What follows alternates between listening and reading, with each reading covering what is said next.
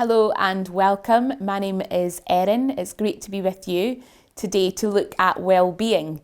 My job is as a mental health nurse and I talk about well-being all day long.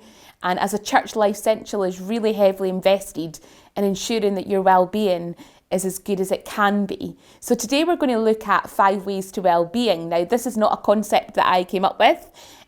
This is a concept that the NHS brought out to really encourage us and to give us a framework round about what we can do to help ourselves with our mental health.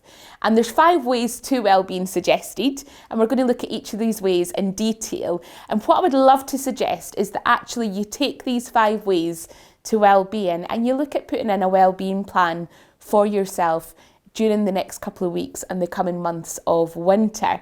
That wellbeing plan might be something that you want to share with your Connect group leader. And if you're not in a Connect group, can I please encourage you to get in one and to be in relationship with us during these next weeks and months. So the first way to wellbeing is connection. Now, during this time of isolation, of lockdown, it can feel really difficult to be connected, and we actually need to be quite intentional about it. For those that are still working, we have lots of Zoom meetings during the day, and it can get to the point that by 5 o'clock, we really don't want to connect digitally because we've been connecting all day. Equally, it may actually be that we've gone days and days without speaking with someone. So can I actively encourage you to make sure that you are connecting, that you're intentionally connecting. Although we are in lockdown, we do not need to be isolated. We have a family here, we've got our Connect groups, you've got your friends and family, so think about the ways of connection. Think about some old school ways. It might be that actually you want to start writing letters again. It might be that you actually choose to email. Sometimes it feels like a real treat to speak to somebody just on the phone rather than a video call. So have a think about these coming weeks. Have a think about who you can connect with and who can keep you accountable in terms of ensuring that you are looking after your well-being as best as possible. We were born to be in relationship with each other.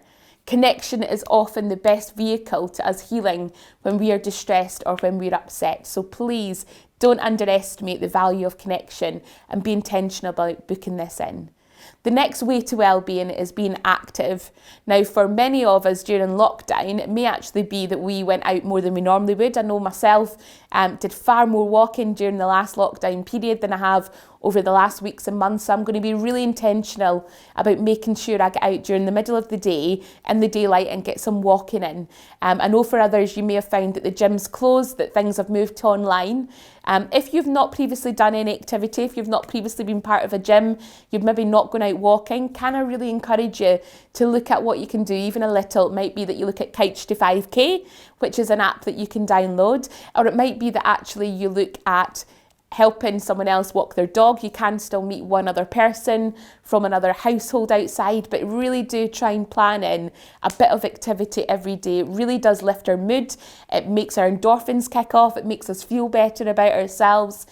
And if you can't get out, if you're self-isolating, if you're not able to get out, what can you do in the house? There's actually everything you can imagine on YouTube, including beginner's ballet, which I can say wasn't my strength, but I gave it a bash. So please do think about how can you connect and how can you be active during this time. The next key to well-being, step 3, is to learn new skills. Now again, during this time, it may be that there is a little bit more time than you normally have to do something, or it could be that actually things are really quite tough, but it really is important for our well-being, for our brain health, for our connectiveness, that we do try and learn something new every day. And that can be something such as studying one of the books in the Bible. It might be studies with your Connect group. It might be through an app, or equally it could be quite a practical hobby. Myself and my housemate during the last lockdown bought a ukulele and some recorders, and we had a lot of fun learning some new instruments at very low cost. So what can you do to learn to keep yourself achieving during this time? The next way to well-being, so far we've got connecting, we've got being active, we've got learning something new, is to give of your time, to serve. We know from studies that those who serve others actually feel better in themselves. Their well-being often is better. And in this time of COVID-19 and the lockdown, it can be really hard for those of us who maybe usually serve in church, in car park team and the welcome team. But what are the other ways in which you can serve others during this time? Can you potentially get involved with our calling cards that we're going to be putting through doors? Can you get involved in walking someone else's dog? Can you perhaps decide that you're going to phone someone who has highlighted in your Connect group that they're struggling, and that you do that weekly, and that you are a constant person that calls no matter what? What can you do to give to others during this time? Really, really crucial for our well-being. And the last thing is presence. So once we have worked out how we're going to connect every single week, how we're going to be active every single day, how we're going to try and learn something new during this time, and how we're serving others round about us, what is really important during this time is being able to be present, be able to ground yourself. Talked a little bit about this in the video round about anxiety, but actually being present in the moment really can help us feel much better. Very top tip was sitting with a friend recently. I live with this friend, so there was no social distance issues, and we were watching something on the news, and it was just after Boris had given his announcement about this lockdown, and we were both feeling really quite miserable.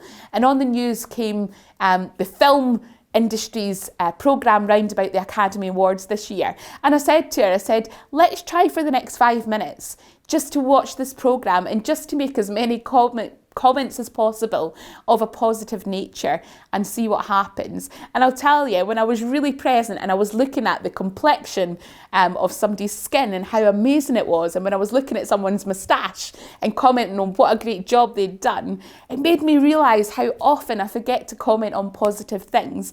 And when we stopped that 5 minutes, we couldn't help but giggle because it felt really unnatural, but we were so present in that moment and we were signed up to looking for what was good.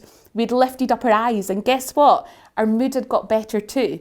So what can you do to bring presence to your life on a daily basis as well? Our 5 ways to well-being: connection, being active, learning something new, giving, and being present in the moment. Get your well-being plan done. Share it with your Connect group. Share it with your Connect group leaders. And do not hesitate to check out our website and get in touch if there's anything we can do for you to support your mental health.